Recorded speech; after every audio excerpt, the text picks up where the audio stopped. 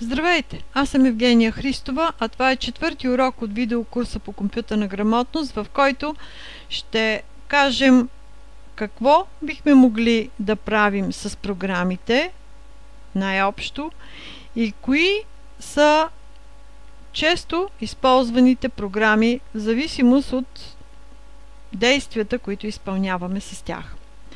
Програмите в дадения компютър можем да намерим на старт менюто и Programs. Менюто на Programs започва с групата Accessories, спомагателни програми. Тук ще разгледаме три програми за правене на пресмятания, за писане на текст и за рисуване. Кликваме върху Notepad. Това е програма, която позволява да пишем елементарен текст, който се състои само от символи, за които не е възможно да се зададе, например, за една част от буквите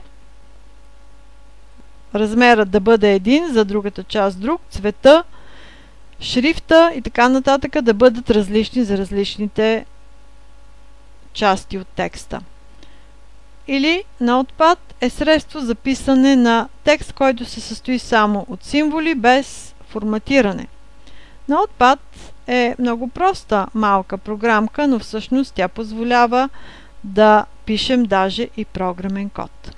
С кръстчето ще затворим Notepad и ще продължим Start, Programs, Accessories и Calculator. С калкулатора бихме могли да правим пресмятания. Натискаме бутон за цифра, знак за събиране, втори бутон за цифра, равно.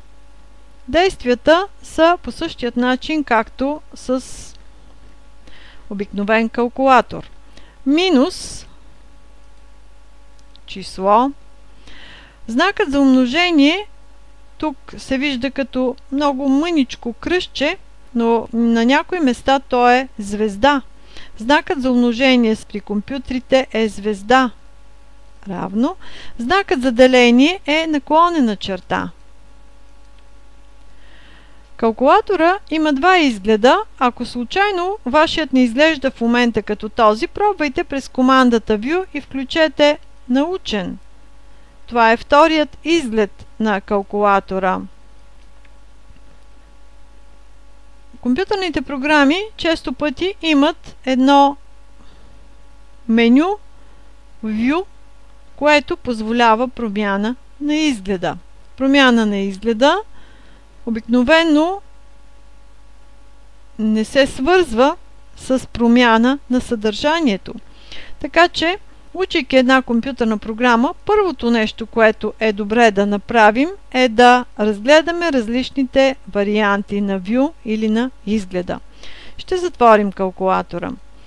Трета програма, която можем да извикаме от Accessories, е програмата Paint, с която бихме могли да рисуваме.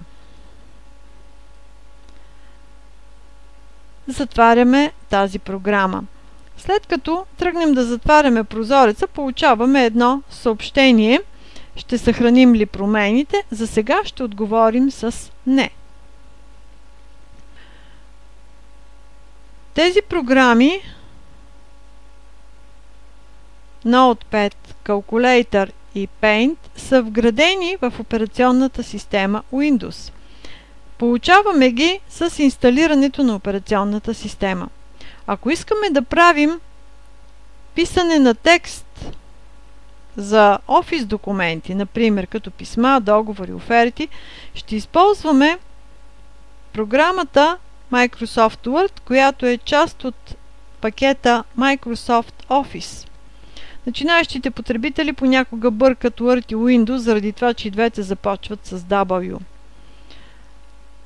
Ако искам да правя професионално разработване на текстове, изчисления, създаване на презентации, се нуждая от Office пакета Microsoft Office, който съдържа програмите Microsoft Word, Microsoft PowerPoint, Microsoft Outlook, Microsoft Excel и Microsoft Access в варианта Professional. Или, ако не разполагам с възможност да закупя Microsoft Office, бих могъл да ползвам и свободният Office пакет OpenOffice, който има аналогични програми. И така, за писане на текст, да започнем от начало Start, Programs, кликваме на Microsoft Word или на група Microsoft Office, откъдето ще излезе Microsoft Word. Това е програмата Word, която позволява писане на текст.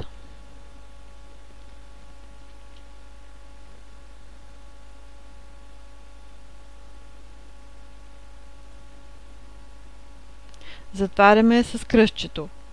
Ако искаме да правим изчисления, Start Programs, Microsoft Excel. Това е програмата Excel, която позволява работа с изчисления. Или програма от типа електронна таблица. Затваряме. Ако желаем да правим презентации, бихме могли да ползваме Microsoft PowerPoint. Всъщност, до някъде може да се смята, че PowerPoint е аналог на Paint. В известна степен обаче ще кажем Cancel на това меню и ще затворим. И така, Microsoft Word е аналог на Notepad, Microsoft Excel аналог на калкулатора, Microsoft PowerPoint до някъде аналог на Paint. Microsoft Outlook служи за електронна поща и за органайзер, а Microsoft Access служи за работа с база данни. За разглеждане на интернет страници бихме могли да ползваме Internet Explorer. Можем да го стартираме от Start, Programs, Internet Explorer или кликваме на страни на празното, двойно кликване върху Internet Explorer. Internet Explorer е програма от типа браузър. Тя съдържа адресна лента, в която се набират адресите на интернет страниците, които искаме да посетим. Когато поставим мишката върху някоя интернет страница, там където има препратка, показалеца се сменя в ръка. Ако в този момент кликнем на дадената препратка, се зарежда следваща интернет страница. Така, кликвайки на следваща препратка, бихме могли да заредим следваща и да правим така нареченото сърфиране. Терминът е доста точен, защото представете си, бихте ли могли, ако сте сърфист, да се движите целенасочено? Решавам да отида от Бургас до Варна с сърф. Движението с сърф е в зависимост от ситуацията в момента. По същият начин и в интернет, кликвайки от препратка на следваща препратка, ние зареждаме страници, в които на практика не знаем какво бихме могли да намерим. С бутона Back бихме могли да се върнем в предишната страница, която сме разглеждали. С бутона Forward да се върнем обратно на мястото, което сме напуснали преди малко, а като кликнем в адресна лента и наберем адреса, който желаем да посетим, след което натиснем бутона Go или Enter, бихме могли да разгледаме